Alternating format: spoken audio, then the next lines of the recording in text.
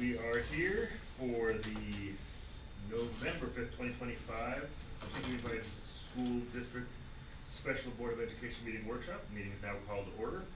Again, appreciate all your patience with technology and my inability to use a computer. That said, I hope you will join me in standing for the flag salute.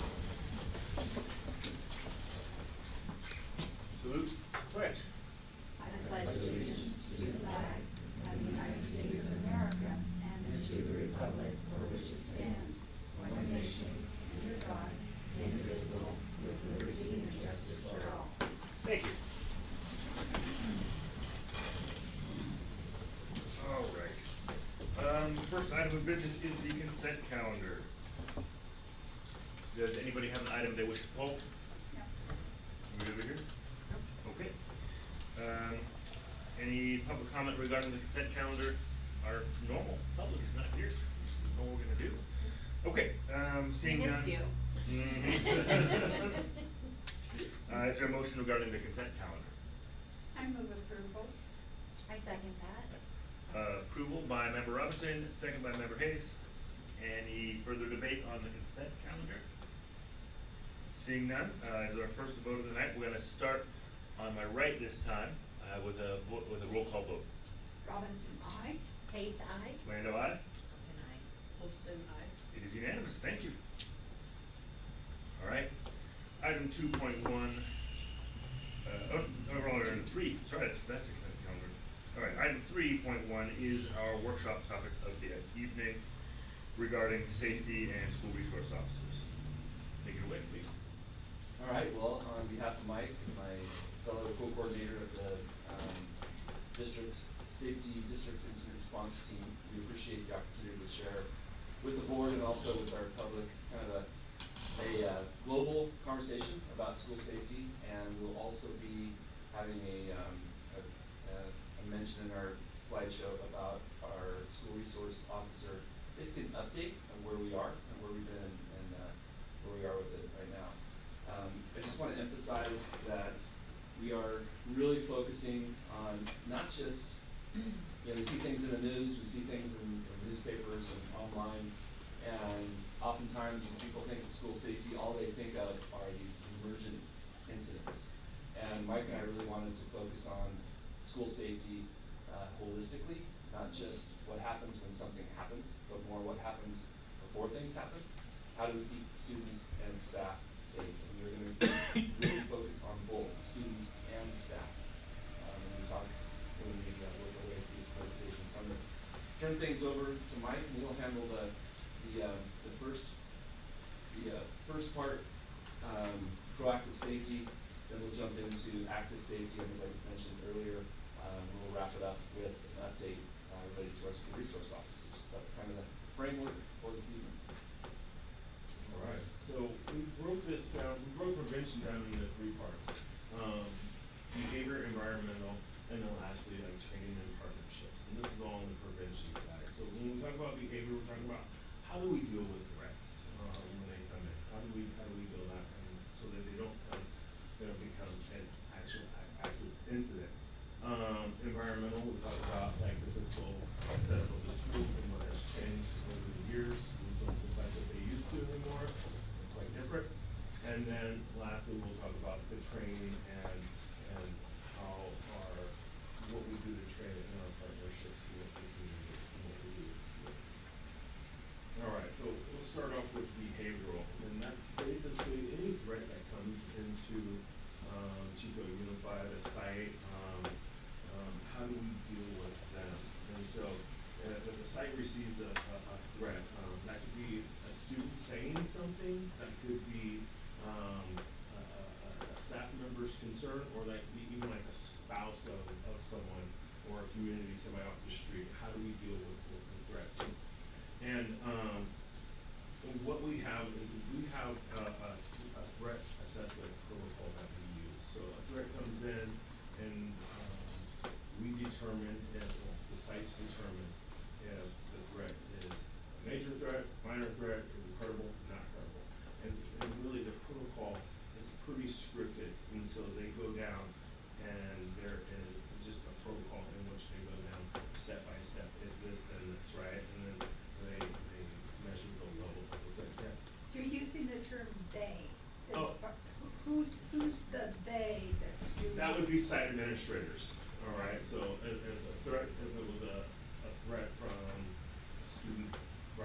site administrators would use the protocol to guide them to see what that threat, level that threat is at. If that person is not available, who's the next person to do that assessment? That would be the assistant principal. If it's a school that doesn't have an assistant principal, there would, That's a good question. Yeah, and oftentimes, just to jump in, and by the way, Mike and I are gonna jump back and forth through the slides just to be sure that, we're comprehensive. Pedro and Heather, both of the directors of secondary ed and elementary ed, if there's a situation that warrants their involvement, we're gonna show a slide of kind of the hierarchy of communication, we'll get to that a little bit later. But oftentimes, people are in meetings, right, or something comes across, and I'm gonna show you in a little bit how the public can communicate with us if something comes to their attention. And if something comes to our attention and admin's not available immediately, we need to be sure that that gets escalated to either a director. We have a reporting mechanism that comes to the whole DIRT team, District Incident Response Team. So there are multiple layers of communication. All right. I think to piggyback onto what Eileen was saying, so, because she was saying, well, let's say the principal is off campus in a meeting and the assistant principal either isn't there or they don't have one, who is the next person in line that would know to make a phone call to, and who to call? It depends on how it comes in. So let's say it came, and I'll show you, and I can jump to it right now if the board prefers, but there's a mechanism for reporting. So if it does come in through our WeTip line, or it comes in through our security notification system, which is an email monitoring system, if something comes to our attention, every email that comes through security, the whole school site emergency response team is included in the email. Site safety team, thank you. Mike and I are included, and then we're also included when, let's say it's just someone having a day that they want people to know they're struggling. It could be, doesn't have to be a major incident. We will see a counselor respond to say, hey, I've got this one, I'm gonna talk to the student, and we'll pull the student out and talk to him or her and find out what's going on. So, it doesn't have to be a big incident.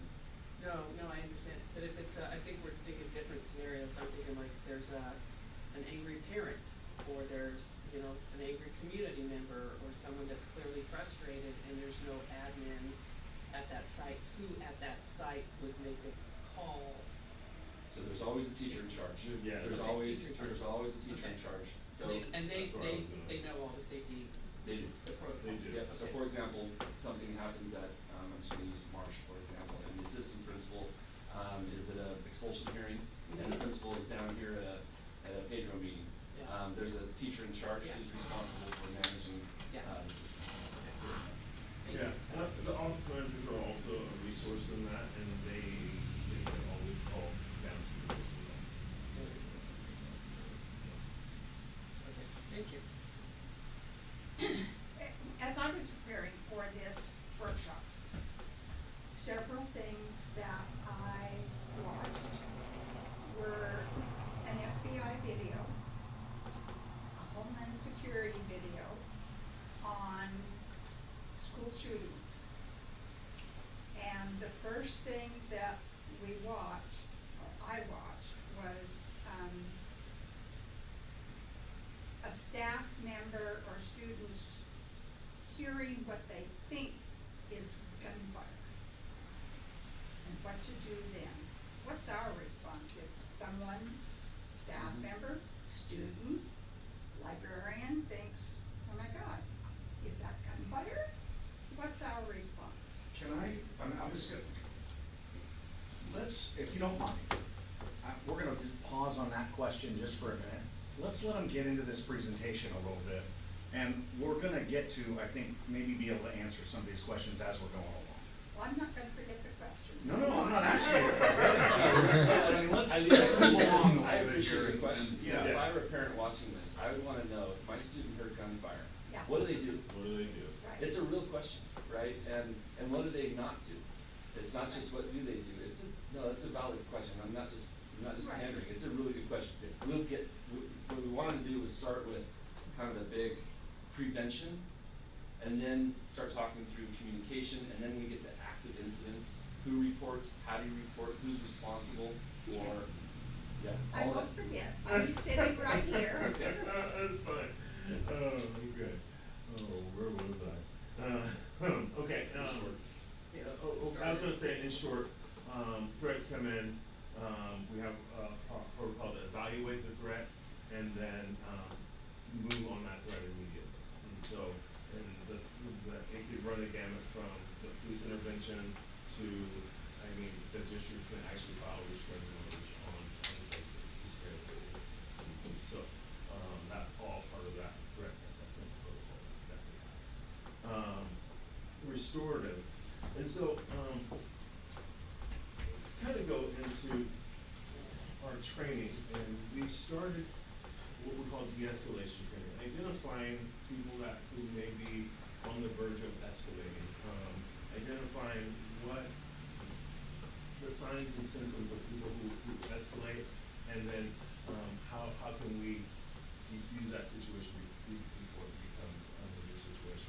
And so we've done that twice. We've had 2 de-escalation trainings for our staff, and training is always ongoing. So, some are better than others, and so we'll continue to do training on de-escalation and how to work with behaviors. All right, and then the mentorship and staff building and positive relationship. I mean, it really goes in hand with our social emotional curriculum that we do. From TK all the way up, we teach kids how to identify their emotions and then what to do with them. And really what we want is folks to be able to, staff, student, community member, if they have an issue, to be able to find a trusted person to come in and talk to. All right, and that could be a bus driver, that could be the office manager, that could be a teacher, that could be a police officer, but allowing them to be able to identify what they're doing and then express it to someone before it becomes something active. I think before we go any further, it's really important for us to emphasize here that this is where Ed Services has a heavy impact on this conversation through our multi-tiered system of supports, sometimes through RTI, response intervention. There are times when we take a look at our staffing. For example, a few years ago, we received some monies to hire some additional counselors, and those counselors were funded through, I would say, categorical monies. And we decided a year ago to shift the emphasis and have those folks be hired through the general fund. So it's the people are the most important piece of this, honestly. When we look at these 3 elements, it's all about people and ensuring that every student knows they have someone they can go to, even if it has to start with an email. I'll talk more about that. Throw out our counseling assistants also, going into classrooms, teaching the lessons. Okay? All right, physical security. So, like I said before, schools look different from 10 years ago. There's fencing, there's single points of entry, there's buzzer systems. At the high schools, we have more campus supervision. All right, and really, what we try to do is make sure that we have folks take a look at it. So we even have folks from the PD, a rep that would come and look at the sites and kind of have fresh eyes on the sites to say, hey, maybe we should think about this, maybe we should think about that. And when we are building new buildings, security is one of the things, the lenses that we look through. So if you were to go to McManus and you drive down to East Avenue, you notice that the windows are high on there, right? Instead of being low, so folks can't just directly see anything. So those are the type of things that we look at when we're building buildings, when we're designing how we put fences up. Cameras on campus, we probably want to put 50 to hundreds of cameras on campus in common areas for security purposes. There's sign-in procedures. I will say, things change rapidly. Things happen, and then we have to adjust it. We didn't think of that, or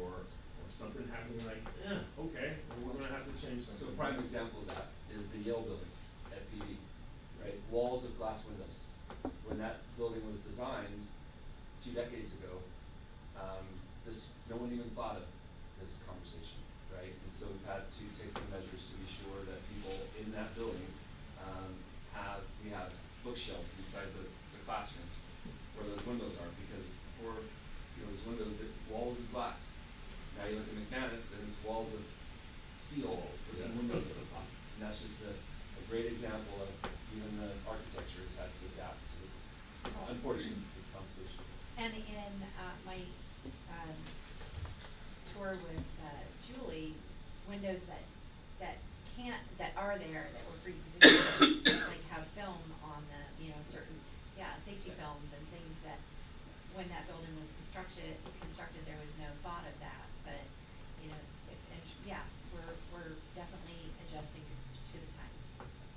Alright, and then, Sorry. Just because the single point of entry is like near and dear to my heart, so, and I think the district is really working towards making sure that all sites, that there's a standard expectation of, you gotta push that button to get in. And I don't know if it's from this time to this time, or certain sites, that there's a little bit of flexibility in there, but, for me, that's a big one, because that's how you're gonna keep many people safe. And the visitor sign-in protocols, I know that, we talked about some opportunities, possibilities, just to make sure that the people that are coming and signing in, are who they say they are and it's legit, because that is a big concern. You raise a great point, Gail, because part of that is training our staff to know what they can and can't do. Yeah. Right? Can they challenge someone to identify themselves? Yes, you can. Yeah. You can expect that they will describe to you what their business is, not just their name and their business. And that's staff training. People need to know they can ask that, because sometimes people are, they don't want to infringe on anybody's rights when they come in. And so it's our obligation to deepen that training. That's something we need to focus on.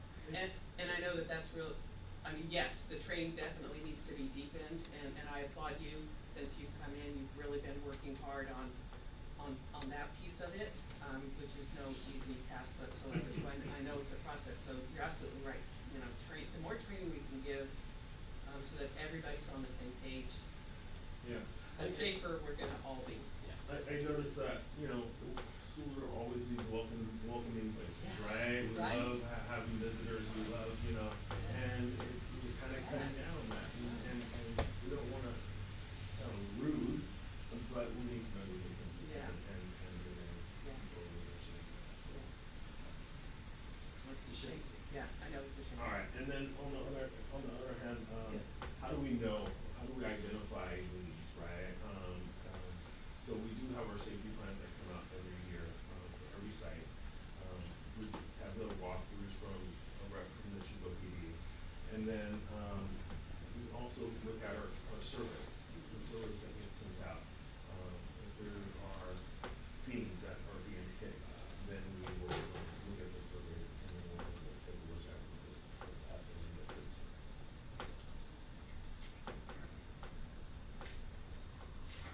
Speaking of training, There's training. Okay, I will say that CSEA has been a big driver, in the push on training for the classified staff. So, in the past, the EMS system, our catapult system, our emergency management system, teachers will get training on it every year. Okay, so this year we started with classified. And so we train classified staff about the EMS. Now, not just on EMS, but we talk about safety all the way around, okay? But we talk about the EMS system for the first time really with classified, make sure we hit it on that. And then we've expanded our training also to our district-wide staff development days, so it's district-wide staff development days, and not just teacher development days, and so we've added training during that time so that classified can get some training in terms of de-escalation, identifying students in crisis, things like that. And so those have gone pretty well, and we'll, again, still adjusting, but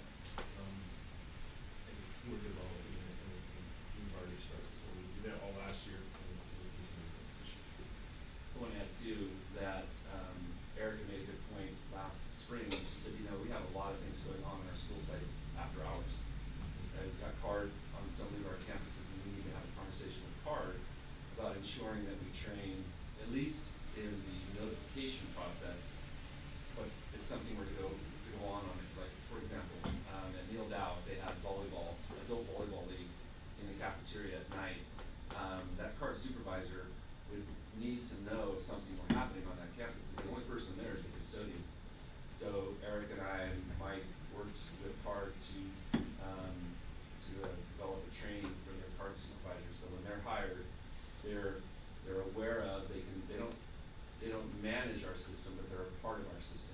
So they receive notifications if something happens. So it's not just the custodian having to, to manage that. So that's one example of it's growing more than just Chico Unified. We've got community organizations that we need to be sure we tie in into the system. Right. We've also reached out to Brett Wright. He's the ECOB Director of Emergency Preparedness, and he does tabletop scenarios with our admin. So he comes to EAC, Elementary Admin Council, and then SAC also, and that's the secondary administrators. And he comes 3 times a year, and he'll sit down and do scenarios with them. And then once the semester goes off, he just and do scenarios with the site and their office. And that's something that just started Yeah, this she year? just started this year. Yeah, so he's Right. still like making his rounds Yep, and yep, stuff, still doing it. yeah. Yep. And you mentioned that he's former Orbital PD because he has an insight there as a former SRO that we think is really beneficial rather than someone coming in with no education background at all. Right? So it's nice to have. And he's also, going back to one of the earlier slides, he was influential in us developing our threat assessment protocol. He and Jessica Capen are developing that out of the jump. It was nice to have him provide some insight. Absolutely. Yeah, and I had, I worked with Breck for years on the Earl High School campus. He was absolutely amazing as a SRO. But that being said, not all SROs are amazing, and it's really, and the thing is that as a district, you get who you get. I mean, the Orville PD, we had no, we lucked out, I think, with Breck. And since he left, I think if you asked staff there, it's been meh. I can relate to that as a former principal and having been through a few cycles of SROs, right? Just adapting personality. We're going to get to this near the end, Yeah. but having a conversation about expectations and what that could look like is really important, right? About all those kinds of interests.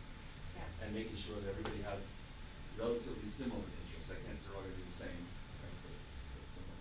I will say that we did have a training this summer. Actually, it wasn't our training, Chico PD.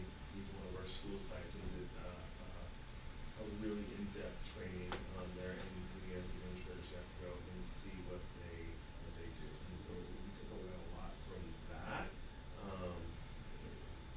learned not to give it away. I want to know when they're doing their business. It's loud and it's very intense, but and we'll talk about that a little bit. It was really insightful for us to understand their mentality.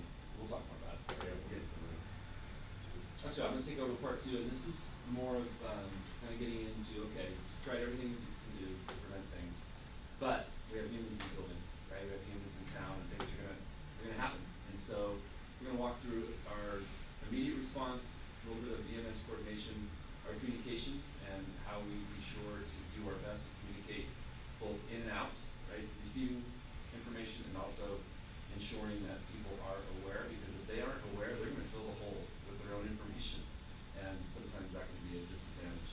And then talk a little bit about recovery. Before we jump into all that, I wanted the public and everyone here to know there is a team of people who have these conversations. We have the district incident response team. As you can see here, a lot of different folks involved in these conversations. District staff, Chico PD is involved with it. Not so much the sheriff's department, just because we don't. I think if Cohasset were more active, we'd involve them more. But right now, it's not necessary. And as you can see down in the lower left-hand corner, and in the middle, we have our teacher and classified people also providing input. They don't necessarily go to the meetings, just because there's so many of them.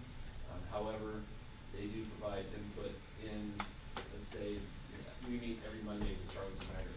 And if something comes up, safety issue comes up, he's very quick to make sure we understand how his staff feel about something that could be going on. And again, it doesn't have to be emergent.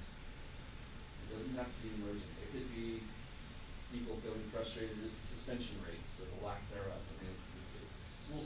has such a, you know, broad umbrella. So we wanted people to see this, see who's involved in it. I would say, I meet with the CSEA president every once a week, and, real identify, hey, what about this, and then we take it back to the team, and we talk about, it. We've adjusted a lot of our, you know, the way we do this, with input from.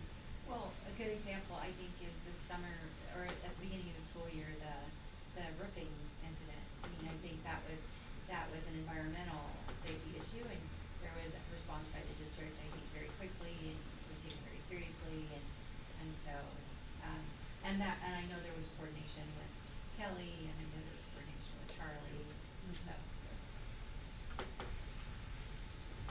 So the question was raised earlier about communication and how are people notified and when are they notified? And so I want to kind of walk people through this, the different processes that we apply to students, staff, and the community. Before I jump into the right side with the 4 different levels of reporting, I wanted to make sure that everyone knew, that the public knows, and I'm going to try to do this without messing up too much. But on our website, on the front page, every time someone goes to the front page, we have, after this, we have an opportunity for people to report. Anyone can report.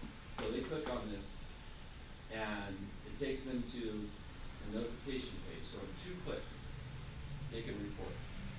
And I think it's really important that people know that. And oftentimes, I think, because kids can do this from their, you know, from their Chromebooks, they can do it if they, at lunch on their phone. Be careful when I say they do that. There are times, you know, that they can report. So I wanted to make sure the public is aware of this, and I feel like it's a really important avenue of Wait, communication. could And you they go can back? do anonymous too. So are those clickable, like under the high schools, each thing is clickable, or all, Yep. each school is clickable? Yep. So So- if you want to submit Little Yep. Chico Creek, you just hit Yeah. Little Chico Creek and type in what your concern is. And going back to what I said earlier about where does this go? It goes to the site safety team, and it goes to Mike and I, it goes to Pedro or Heather, depending upon the level. And so someone, we're gonna get it. And I say it goes to our email, we get a notification, that it's coming. You know, I get them immediately at night, whatever, I look at them. If it's emergent, then we go, right? It's not, make sure that the site's full. Thank So, you. To follow up, what you're looking at from Tisha's question is somebody has emailed a report. I think, so I think what's happening is they're just showing that if you have a concern, if you're, Right. yeah, that you can just click on the district website and then click on the, Right. and then now I would, if I had clicked on, so it says Pleasant Valley High, and then it was clicked in English, and then here are the different, these are ways that I can report my concern. And that goes to John, Site safety yeah. team, so at the site, So it goes to would the go, site because safety that's, team. yeah, so that's, because that was Pleasant Valley, it would go to Pedro, and it would go to John, and to Mike, and then All the folks at the site. at the site. Yes. So everybody at. It's part of our EMS system, so it's part of Catapult. And so it's not like an email, it's more like more like a So- notification. So if a student was feeling like they knew something that they felt was important, but they wanted to do it anonymously, this would be a route for them to, or a parent or a community member or anyone. They could alert the staff that they feel like something is going down or something could be going down. Yeah. And kids like this because it's anonymous. Yeah. And sometimes, every once in a while we get chasing rabbits, but that's okay. It just happens. That's just what it is. And I think this is one mechanism that's often, we need to do a better job at making sure people know this is available to them. That's one thing that Mike and I talked about. talk to all of our, parent-teacher organizations Okay. to just go through this at like a inaugural meeting, or maybe the second meeting, cause the first one's so full of things. But this might be something that they would be happy to do, and parents, especially, I was just thinking of Rosedale, they actually, so well attended, I'm blown away by their parent-teacher organization. Yeah. But they have interpreters there, and, you know, to have somebody walk through and say, hey, this is available, I think they would think that this was valuable, and they may not. Yeah.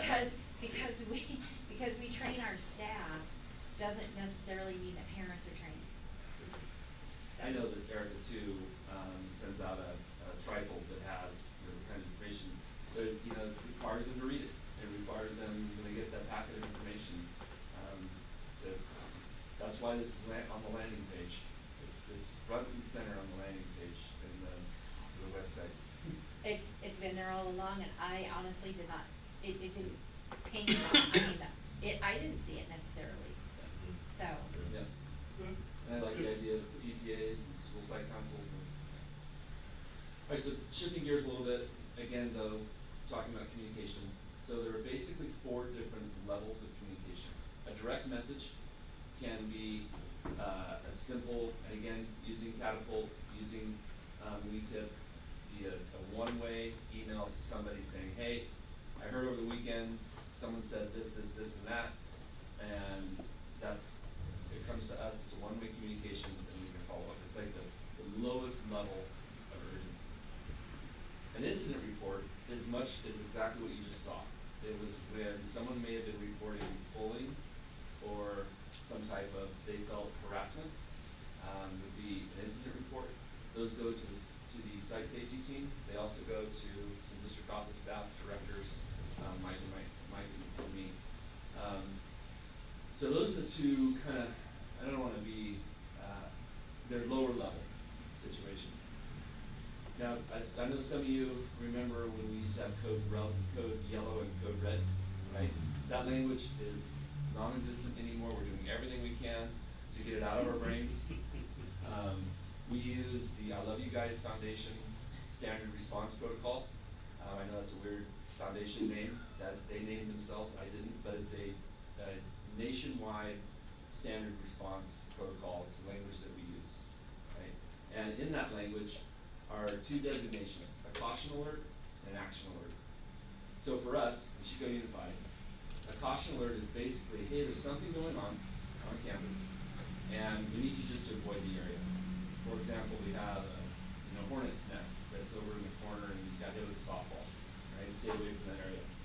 Sometimes schools will go into a caution alert because they want to protect the confidentiality maybe of a student who's having a tough morning and maybe out in the, out in front of the school or out in a quad, and they don't want a bunch of kids going near that area.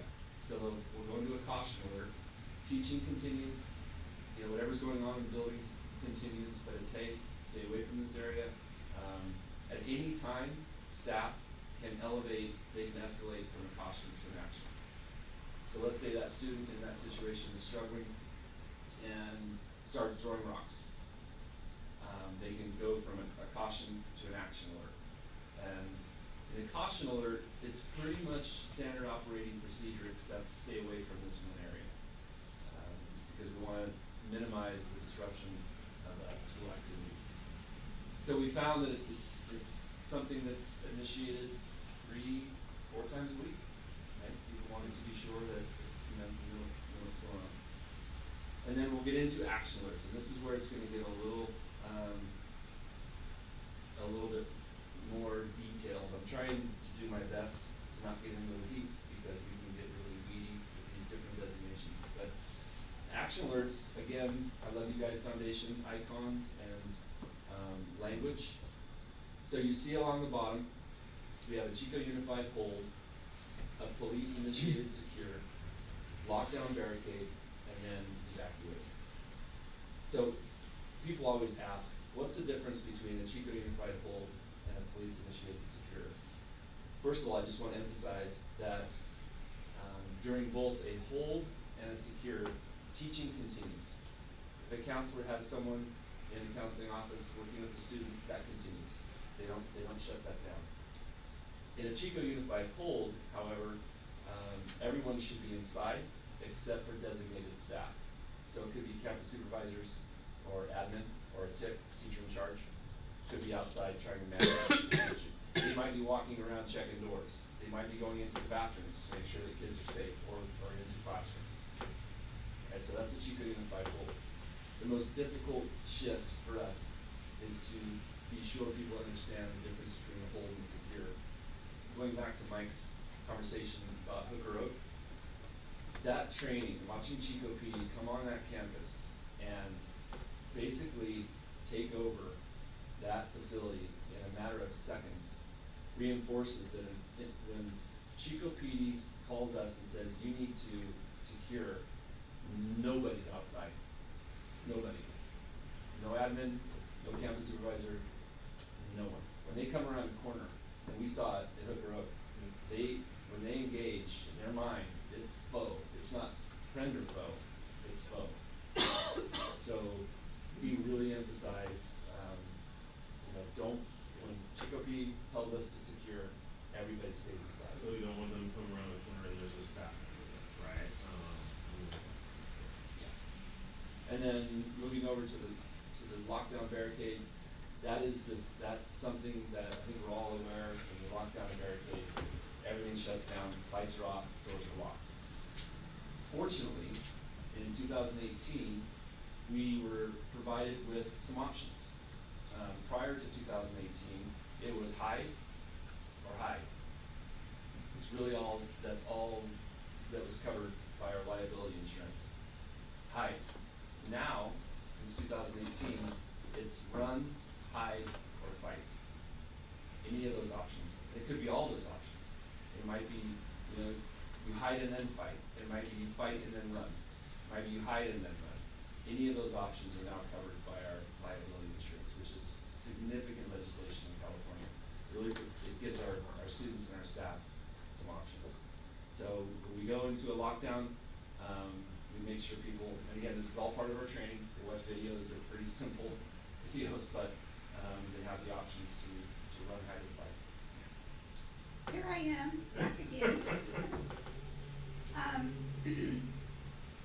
I understand the change, the legislation, the FBI instructions, the Homeland Security instructions.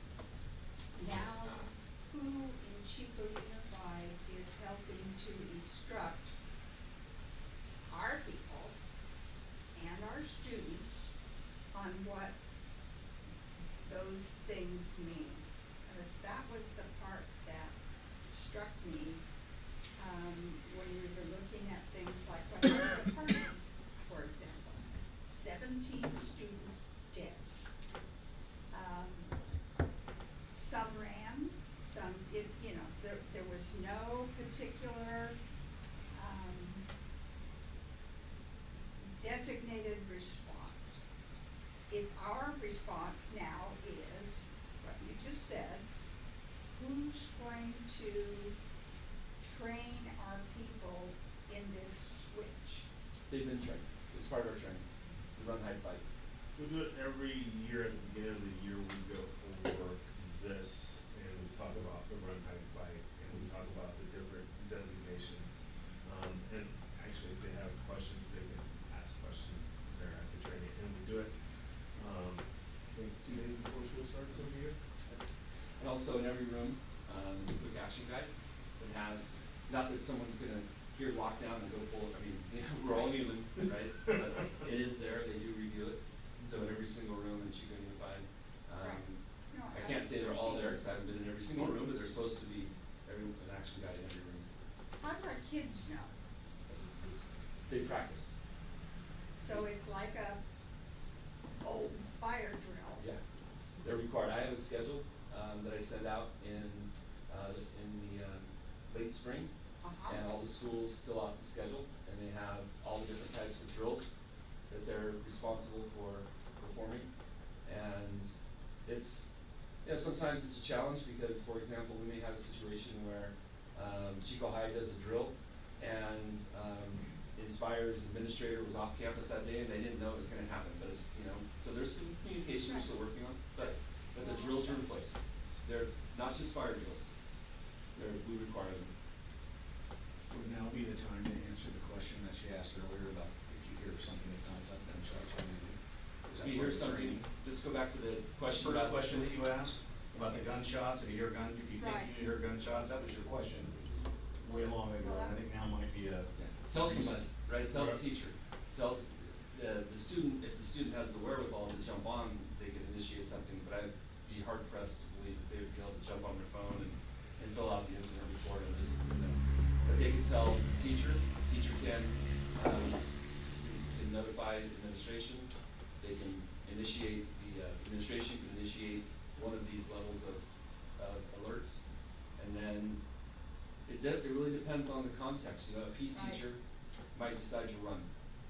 If it's not a drill, and we go into lockdown, they may decide, we're running, our class, we're Yeah. going, because we're on the back 40, and we're out of here. I remember when I was a principal at Chapman, I gave all my staff keys to the back gate, right? If you're out of recess and you hear something out front, you're going out the back gate, and they all have keys, all right? I'm sure they would, toss the kids over if they had to, but I gave them keys, right? I've actually had that happen, where it was reported, somebody came running in, I think I heard this, okay, we went into a hold while we called the police, all right, and the police came and tested the situation, checked out what was going on in the neighborhood, and then they cleared us, but we went into a full down, lockdown, until. Old words. Yeah, action alert. So. When we had the drills at Hooper Oak, who on our side was observing and making sure that we could coordinate what Chico PD wanted us to do during one of those times? So Mike and I were there, we opened an invitation up to all administration, it was in June 25th, and so, not everyone. And we had some principals show up, and they stood with us, they being, Lieutenant and Scott Harrison stood with us, and we had a dialogue as all of it was happening. When I was there, they did 4 different scenarios with situations, and so he was asking us, what would you be doing now? They didn't really change during all 4 scenarios because the scenarios were pretty intense. We were in a lockdown situation yet, but we were able to see how they managed. Intense. Oh, very Yes. noisy, loud. Yep. Yeah, they use stimulated ammunition and everything. Alright, so just going back to communication, we've been talking a little bit about this already, so I'm not gonna belabor this. Read slide 2 because that's something, but, as we mentioned, we have our internal alert system with intercom and mobile apps. I do wanna emphasize that we have, if there's an emergency at a school site, most importantly, be safe, right? Make sure you're safe. Once they're safe and they have initiated a level of action alert, if that's what's necessary, then they will, they can call the emergency phone line. The phone line at the district office rings in 3 different places, 3 different workstations.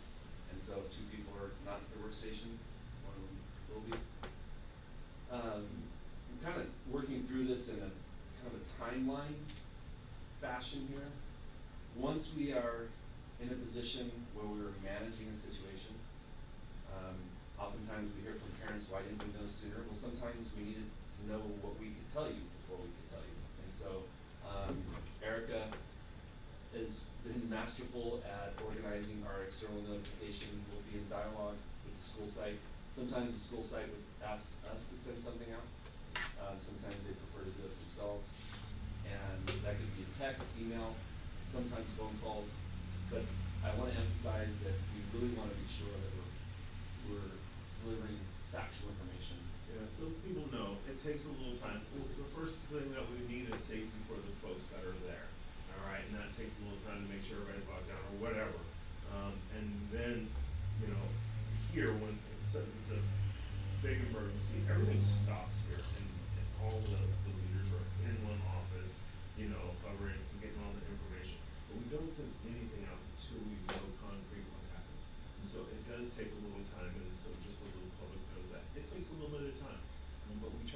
as soon as possible. Well, And sometimes- factual. Sometimes, to be candid, we wanna be sure that we keep the site safe. We don't want a bunch of people flooding an area. Right. And so we have to be careful with the timeline there as well. You can see here, we wanna be sure that once an incident has been resolved, that we have support for people. It doesn't have to be Chico Unified, Butte County Behavioral Health, we get support from a bunch of different agencies reaching out to us. And then afterwards, it's a site level situation, there'll be a review, and conversation about what we could do differently, what went well, and we look over to that. Everything, I've never gone through the same situation twice. Everything is a little bit different. And so, the review is critical to make sure, you ask the sites, what could we have done to help? Could we have done anything better? Could we have helped you in anything? And they can talk to us about, hey, maybe we need to train our staff on this. And so we take that feedback I'm gonna after, on the debrief. raise my hand again on this question of shot fire. Identifying yes or no, you know, is that what you heard? No, that's not what I heard. You know, at what point do we train to give, staff a good idea of, yeah, shots fired, and now what do I do? I would say, honestly, I think that there wouldn't be a question. If a student reported that they thought they heard shots fired, that's how we're going to Yeah. react. I don't know how we justify reacting in any other way. Right. Now, the reaction might be different depending upon the information we receive. You know, did you hear it, was it loud, like right in your ear, or do you think it was, you know, a car going by? So then we could call Chico PD, but a situation like that, again, is contextual, but we would always, I hope, we would always err on the side of taking that information as if that's what happened. And that was part of the message of what, you know, what I observed in the things that I was seeing was that assume, especially if it's a staff person that's thinking, that's what they're hearing. Yeah. Assume, yes, that's what you're hearing and take action with that. Yeah. And so that's, as a board member, I wanna know that not just once a year, because our staff turns over, well, you would know how often our staff turns over. And not having someone with that kind of, support, shall we say, to make sure that they know that they can take action, concerns. So I haven't spoken this, I think I talked to you earlier about our new employee orientation. That's Right. one of the things that we go Right. over is that safety is everyone's. So every new employee that comes in gets a base level of, is there an EMS system? You need to talk to your administrator about what is your role, on safety on the campus. What is your role in safety on the campus, No right? matter when they're being brought in, No matter when they're being brought in, so Okay. we do it that's. twice a month. Yeah, we have one on Thursday. Tomorrow. Yeah, we have one tomorrow. And all new employees go, all new classified employees go. So it's one of the things that we do. Yeah, Okay. excellent. So, as you mentioned right off the top, we wanted to also provide an update where we are with our school resource officers. And just wanted to be sure people understood that these positions were previously grant funded. First iterations of these positions were a grant that was run through Chico Unified, it was a long time ago. And then it shifted over to Chico PD, most recently, 2 years ago, I believe. The grant requirements would not allow for school resource officers to be funded. So that was the shift a couple years ago. I do wanna, before I go any further, I do wanna emphasize though that, we do have a strong connection with Chico PD to be sure that if something, you know, if we're concerned about something, we have a designee that we can go to. informally and, you know, be sure we are aware of situations. So since then, the funding and the staffing have been a challenge. We had heard too, in the past that just finding bodies, people who could go into the academy, be hired first as an SRO, then go into the academy, and then after a year of training, join us as an SRO. So if you think about that timeline, that's an obvious challenge. However, we are currently engaged with conversations with Chico PD. We are trying to address that second bullet, what would funding look like? Staffing, what would that look like?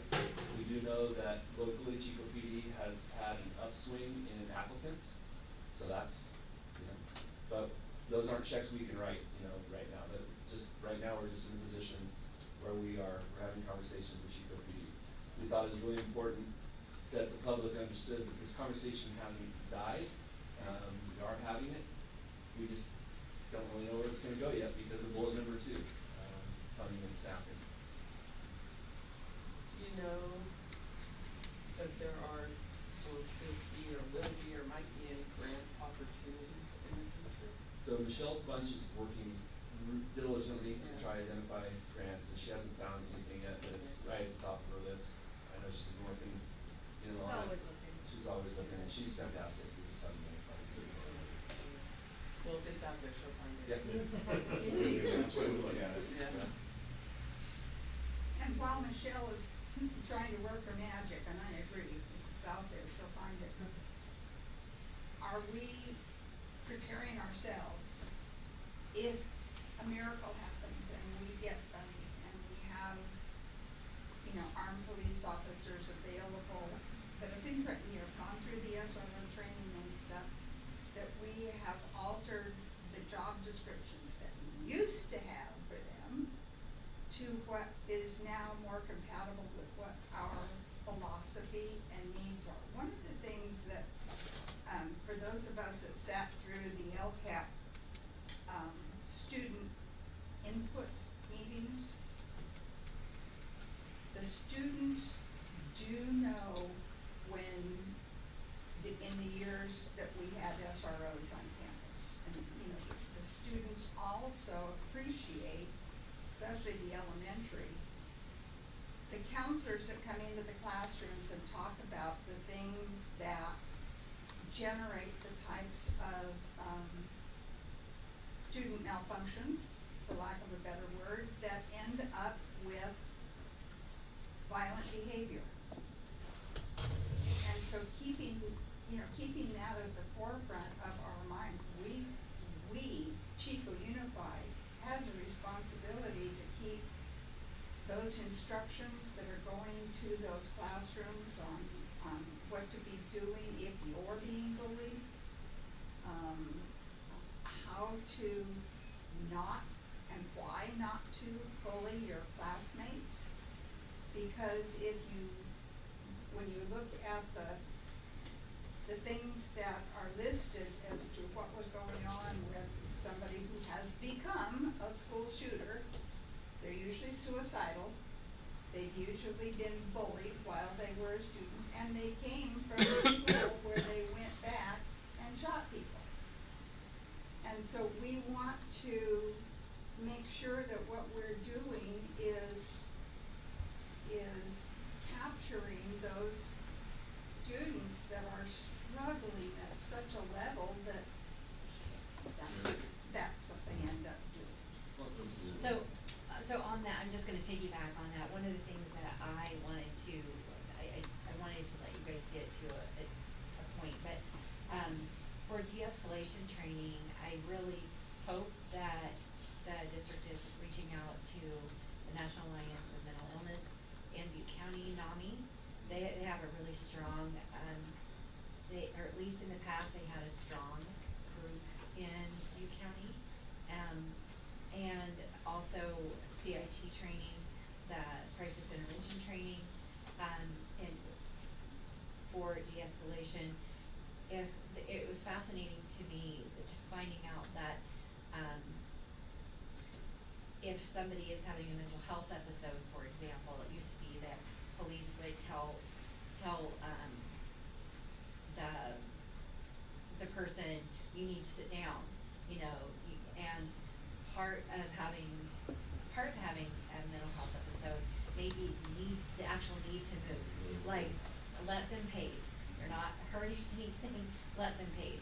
If they wanna smoke, let them smoke. It's like, there are all sorts of things that, they have found that, people experiencing a mental health crisis behave in ways, there's patterned ways that this rolls out.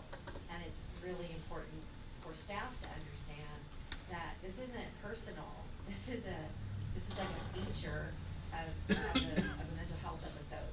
And how do we address that and not take it personally? And how do we do it effectively so that whoever it is, could be a staff member. Mental health, 1 in 25 adults in America will have a significant mental health episode in their life. And so, when you're thinking, here we are, count it off, that's 1 in 4, 25% of, 1 in 4. So, it's just something to remember, and I really do hope that NAMI has great resources, and I know that they would be happy to work with our, the counselors and targeted case managers, because your counselor doesn't mean necessarily, I was fascinated as a facilitator, how many people who were trained either in counseling or medical science, how many people said that the course that was offered, which was intensive, it was like 12 weeks of classes that were 3 hours long, so it's a lot of hours of training, but they said that even in medical school, they did not learn all the things that was provided for free by NAMI, and so I really think that they're a valuable resource. Thank you, Lindy. And just one more thing about having used the job description there, I think of expectations and what that could look like. And yes, we are far beyond what it looked like when these grants were first written by the SRO, and we're far beyond that. So I want to reinforce that we heard that loud and clear. One comparison I'll make, we used to have academic counselors at PD, and all they focused on was academics, right, back in the day, and that is no longer the case. Right, their role has completely changed, and that's very similar analogous to this conversation. The last thing we have was just to be sure that people knew that we share this responsibility. We do have many community partners. We'll list a few of them here. We are hyper-focused on training. Thank you for NAMI. I hadn't thought about that, so thank you. Mike and I do ensure that every time we train, that we provide our cell phone numbers today. Mike was contacted by the member of the media because I'm sure she saw this in the presentation. So, that's just how it goes. But we want people to know that they can get hold of us if something happens. So, before I close, or we close, Rebecca and Gail, thank you for providing some collaboration with us on this presentation and ensuring that we're providing information to people want to hear. Thank you very much. Yes, thank you. Dr. Chico. Okay. Awesome. This is an informational item, so of course we won't take any action, but are there any other questions of the board for our staff regarding this right now? Yes, ma'am. Thank you, first of all, for everybody that has helped and participated in this workshop, because it's important, and it's an important thing for you to understand how seriously we take this. Yeah, we see national news media, we see those reports of multiple shootings that involve someone who either is or was a student at the school that they went back to harm. And all of the things that were involved in that, which, starts with bullying and the LGBTQ T plus, issues and all of the childhood trauma issues that 10 years later end up, this is not an easy topic. It is not an easy topic. And if we don't become comfortable with talking about what is going on, shame on us. That's our responsibility too, at least mine as a school board member, is talk about it. Say the truth. Because that's the only way we're gonna save lives.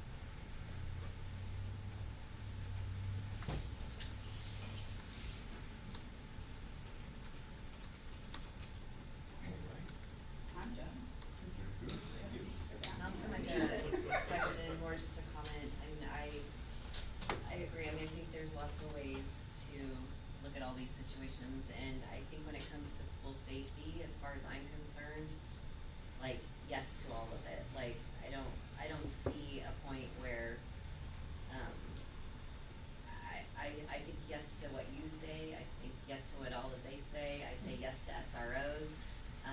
When I ran for office 3 years ago, it was a priority for me, to support school safety, and so the way I see it, I want all of it. Like, I don't want to someday stand before anyone's parent and say we did everything we can, if we're not doing everything we can.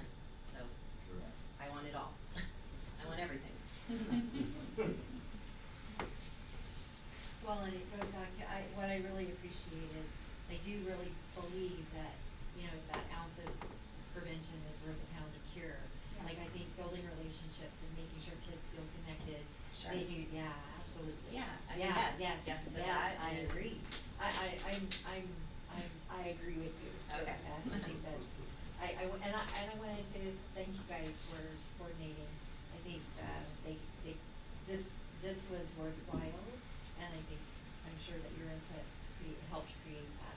I hope so, and I mean, I'm definitely not stopping here. I wanna see the momentum roll, and I know that we're already in the talks with, Chico PD, so I have no intention in giving up on this, so I'd like to see it through, and I'd like to see the SROs.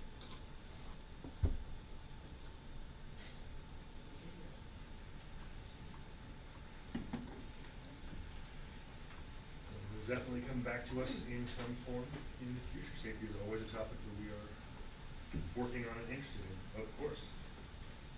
Anything else for our staff at this point? Yeah, thank you very much, I really appreciate it.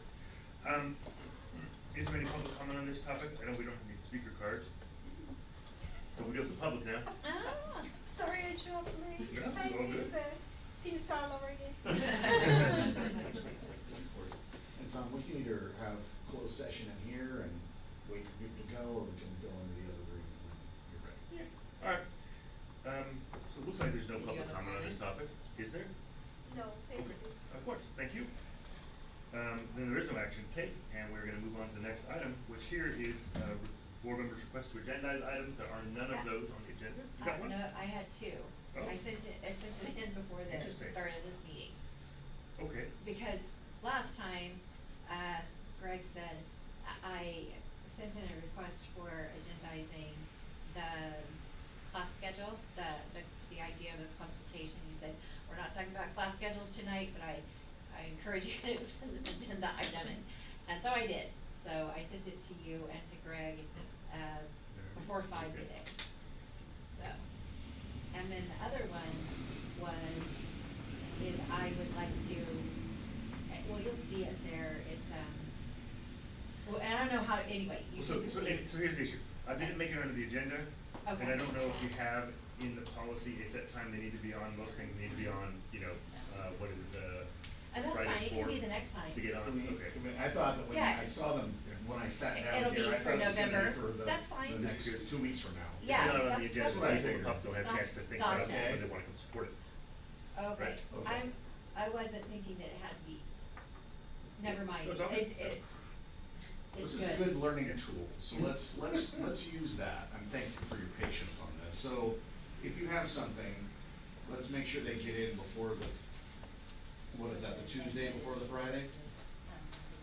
Staff agenda items, Tuesday at noon, so that we can finish on it Friday. Yeah, and there's no hurry. It wasn't urgent that it be on tonight. I was Thank just you. wanting to make sure that you guys saw it. Yeah, okay. And it can certainly wait until the 19th. That's not an issue. Cool. Make sure they end up on All right, that. perfect, very much. Yeah. Right on. Okay, so that was an item worth talking about. Perfect. With that, we are gonna go into closed session. Are there any public comments on our closed session items? Again, the pre-street cards were submitted, so seeing none, we are gonna go ahead and go into closed session. We'll come back and update and adjourn after that. So do we wanna go, or you just wanna Yeah, stay we'll and go. let these 5 people leave? We might go into the small room, because I see Okay. things already set up there. All right, adjourning us to closed session. Thanks, guys. So we're going